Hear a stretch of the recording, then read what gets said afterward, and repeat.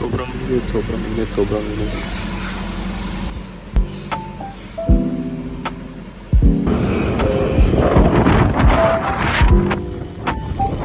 Going downhill.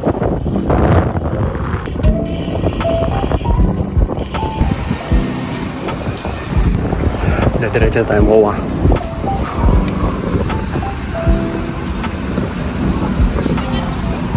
Diretso MOA. So, di araw. So, congrats. Pero, pagod na ako. It's a historical place. So, yung background check na yung kaya siya na buo.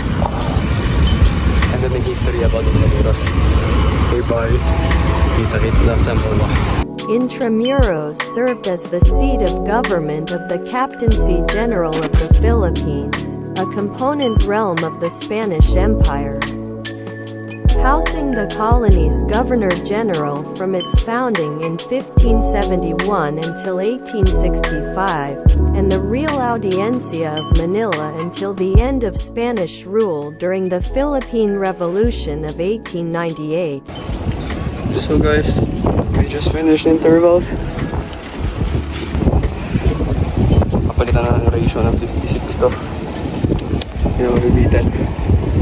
Init sobra. So ito siya guys.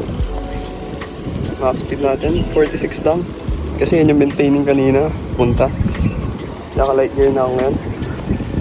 Kasi, pahinga. Yun lang. Pamaya na ulit pa uwi. Papahinga lang ako. Grabe, tulad na.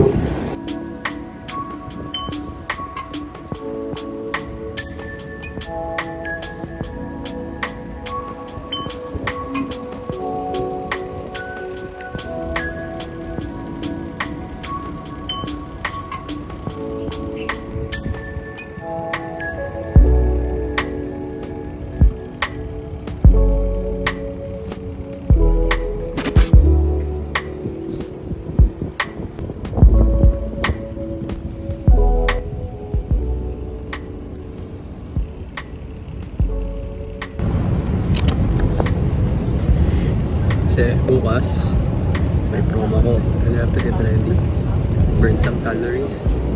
Nandito ko yung mga coffee. I won't vlog from kasi bike vlogs naman daw ako. So guys, fun fact, if you shake your legs, makakasave ka at least 14 watts. So makakatulin ka na, makakasave ka ng ilang minutes, 3 minutes, 2 minutes.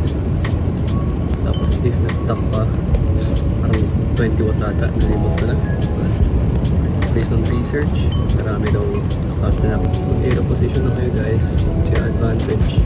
Tapos, bago kayo mag-ride, check your brakes, your gears, lahat. I-check nyo yung mga tornilyo, screws. Kasi, it happened once sa akin. Yung RT hanger ba natanggal. Kasi, hindi ko na-check yung screws, maluwag pala. Tapos, i-check yung chain nyo kasi yung nakaraan sa akin, naputulan ako ng chain, nasa gitna ako ng kalsada. Hindi ginawa ko, naghanap ako ng pintahan na may blais. Hinit ngayon sa Pilipinas. Uwi na rin ako maya-maya. 16 kilometers na ako simula sa amin eh. 11:40, hindi tayo 11:45. So, we gonna tackle about safeties in bike. First thing, if you wanna race, buy some cleat shoes. A good one. Second, helmets. Bumili ka ng helmet. Basta may helmet kayo kasi nakasabay kami once sa ensayo. Tapos, yun. Sad-sad yung mukha niya. Sumabay siya sa amin. Nag-training kami. Tapos, boom. Sad pa yung mukha niya. Walang kung dito niya half. Gulat din ako. Tapos, tropa namin. Nakita din siya kinabukasan yung sugat-sugat na yun. Ganun ulit. Tapos, yung cleats attachment niya, put-put na rin. Sinabihan na siya ng tropa niya na huwag nang gamitin. Pero makulit siya. Instead, ginawa niya yun.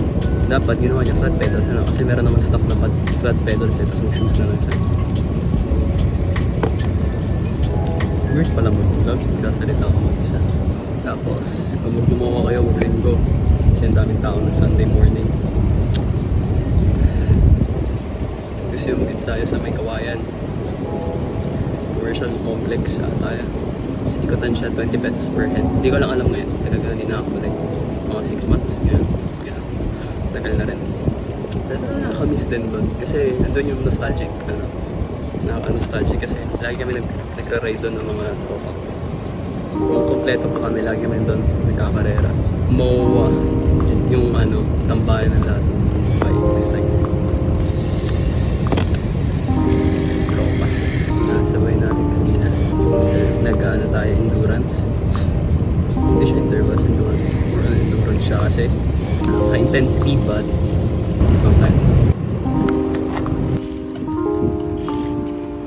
Outfit check. Ito ako pala din. Outfit check.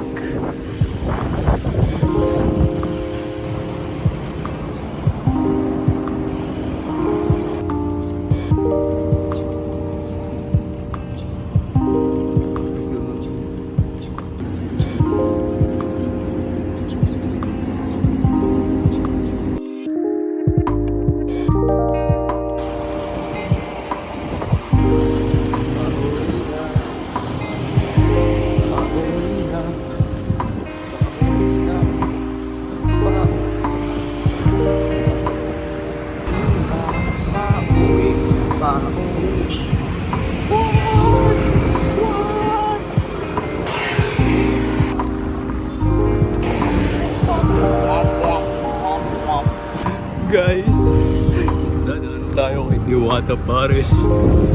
What? Diwata.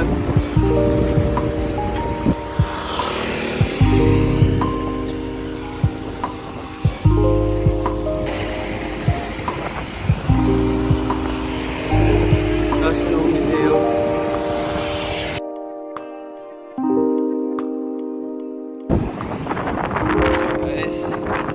Ito na tayo. Basta tayo training. Third class. For one day. No, I'm just kidding. Endurance tayo ngayon. Okay guys. Have a safe ride. Kita mo sa bahay. And this is vlog here. So, it's nice to be back again.